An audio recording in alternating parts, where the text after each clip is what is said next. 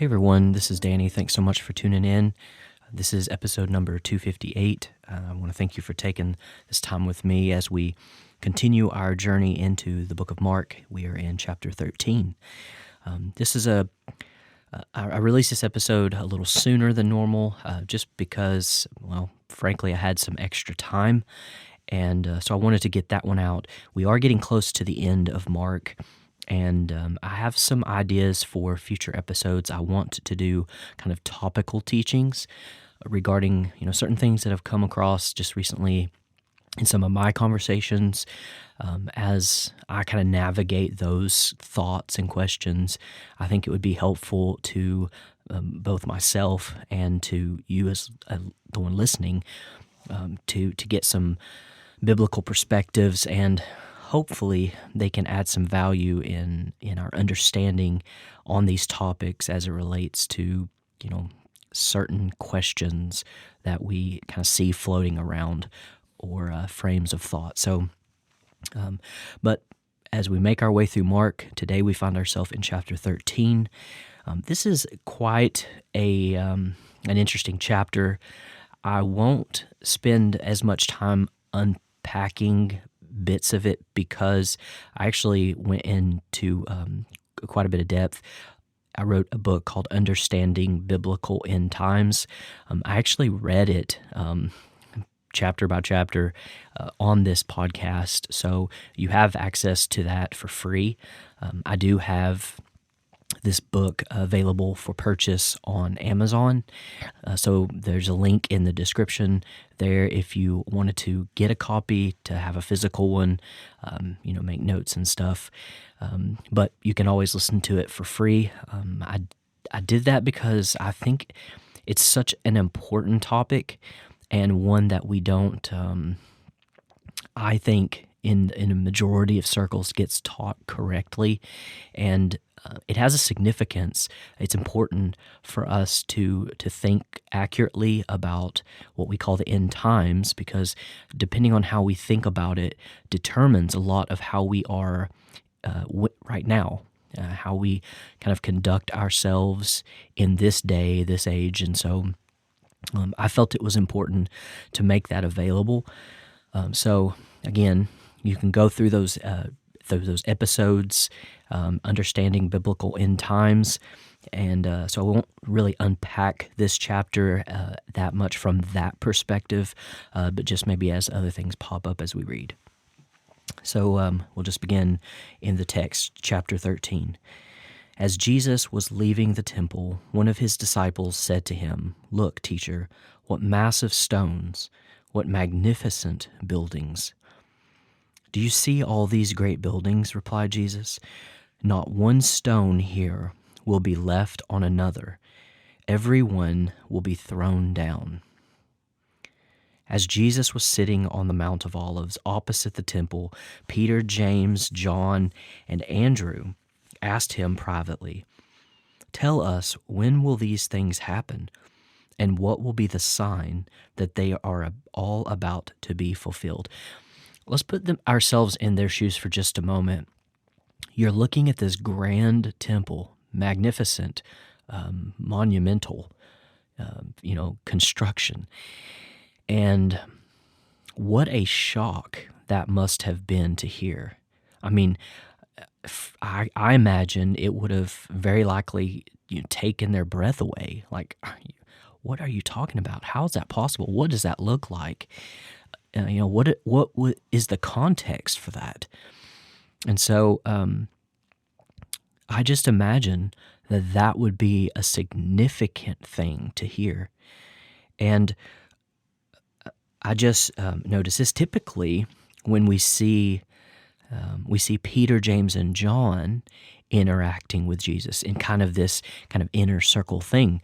But in this instance, we see Andrew along for the ride as well, which is kind of fascinating, and wonder the implication of that. Why is it maybe in this context we get to see him a part of this like inner circle conversation? I think it bears some consideration. Verse 5, Jesus said to them, "Watch out that no one deceives you. Many will come in my name, claiming I am he, and will deceive many. When you hear of wars and rumors of wars, do not be alarmed. Such things must happen, but the end is still to come. Nation will rise against nation, and kingdom against kingdom. There will be earthquakes in various places and famines. These are the beginning of birth pains. You must be on your guard. You will be handed over to the local councils and flogged in the synagogues. On account of me, you will stand before governors and kings as witnesses to them. And the gospel must first be preached to all nations. Whenever you are arrested and brought to trial, do not worry beforehand what to say. Just say whatever is given you at the time, for it is not you speaking, but the Holy Spirit. That's a glacier of thought there. Brother will betray brother to death, and a father his child. Children will rebel against their parents and have them put to death. Everyone will hate you because of me, but the one who stands firm to the end will be saved. When you see the abomination that causes desolation standing where it does not belong, let the reader understand.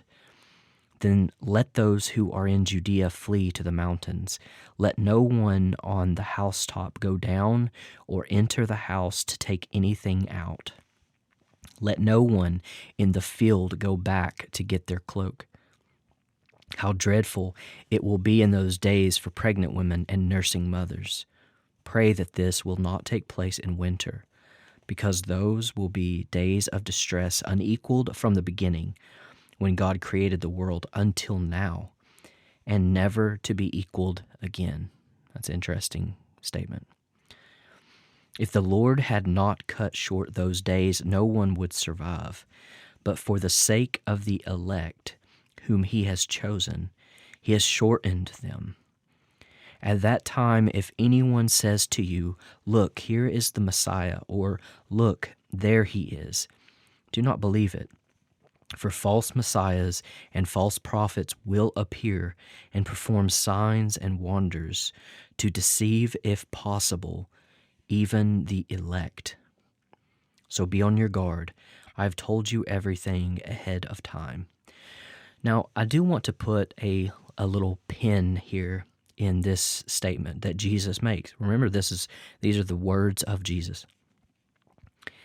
For false messiahs and false prophets will appear and perform signs and wonders to deceive, if possible, even the elect. I was having a conversation with some friends, and in that conversation, we're discussing the possibility of our own individual deception, and maybe not even necessarily from this from the perspective of deception, like in a real evil way, but even just deception as in the things that we conclude, even about Scripture, the things that we think or are convinced are from God, of God, and so the thing that I think that I advocate for is we don't want to be a person who is just back and forth, tossed with the wind or the waves of life. We want to have a solidness to us, a scripturally based, strong foundation.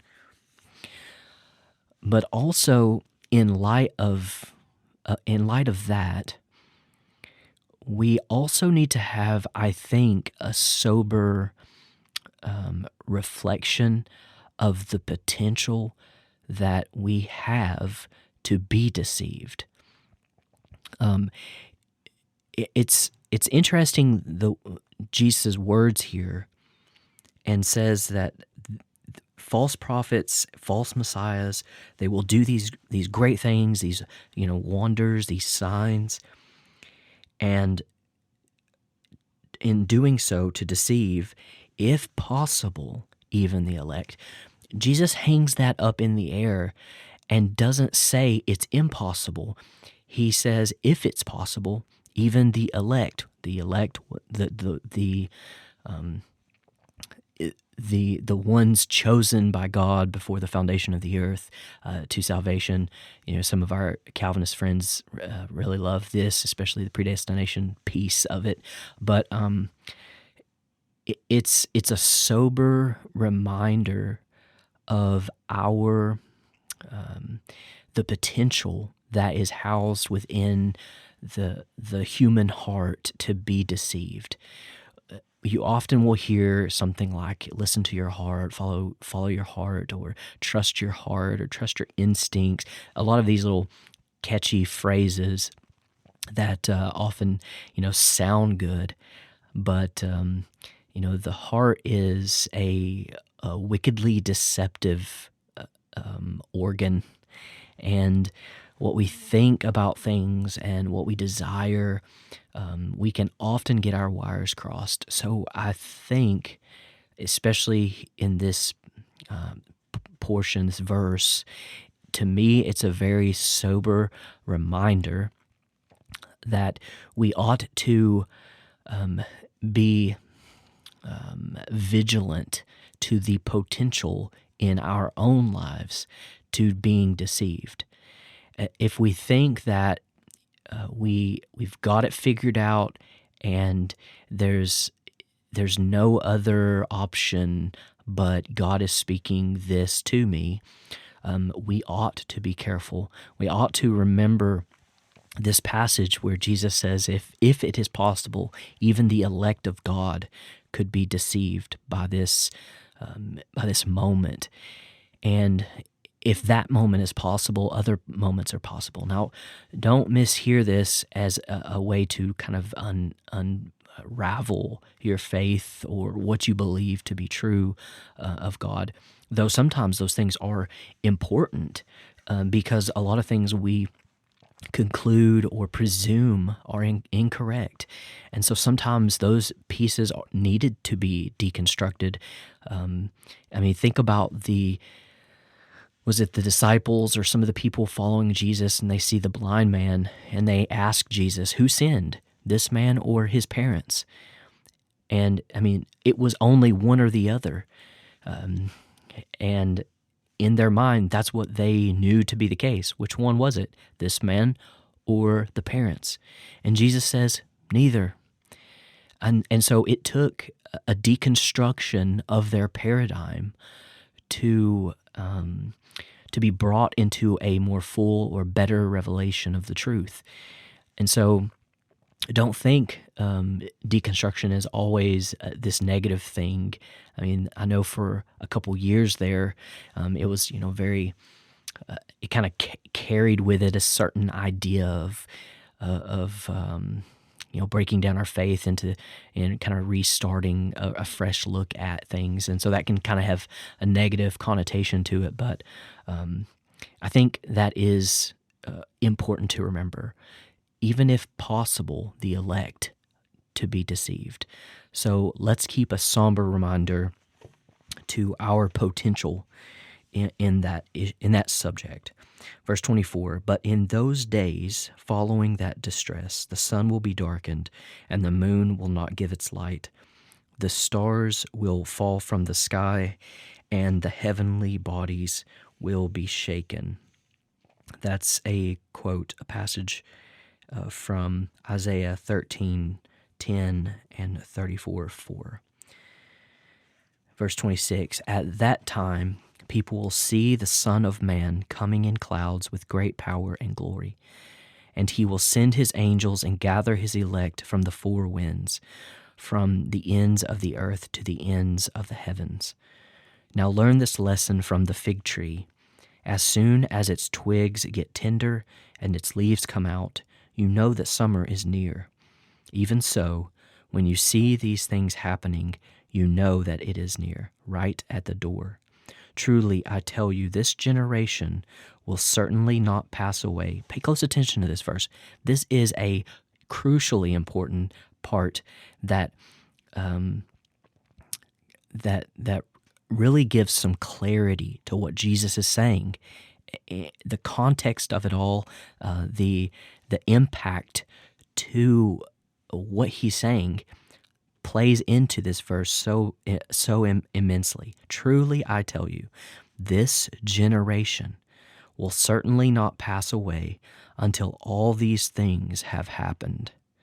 So everything that Jesus said, it funnels into what he just said right there in verse 30.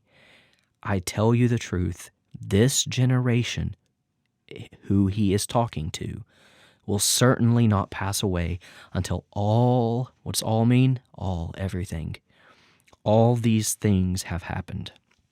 Heaven and earth will pass away, but my words will never pass away. Now, that in itself is a great reminder. The power, the potency, the eternalhood of Christ's words will never end. That's a great reminder. Verse 32, but about that day or hour no one knows, not even the angels in heaven, nor the Son, but only the Father. That's mind-blowing how that even works or happens. How's that possible? Verse 33, be on guard, be alert. You do not know when that time will come. It's like a man going away. He leaves his house and puts his servants in charge, each with their assigned task, and tells the one at the door to keep watch. Therefore, keep watch, because you do not know when the owner of the house will come back, whether in the evening or at midnight, or when the rooster crows, or at dawn. If he comes suddenly, do not let him find you sleeping. What I say to you, I say to everyone, watch. Well, that concludes our episode here from Mark chapter 13.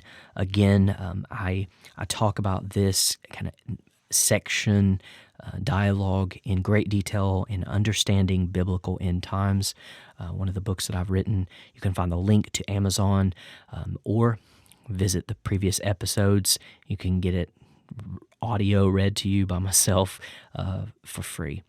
So thank you so much for tuning in with me. Please share this podcast with friends, people in your circle, so we can get the message out to more and more people. Thank you for being with me. I look forward to the next one. God bless.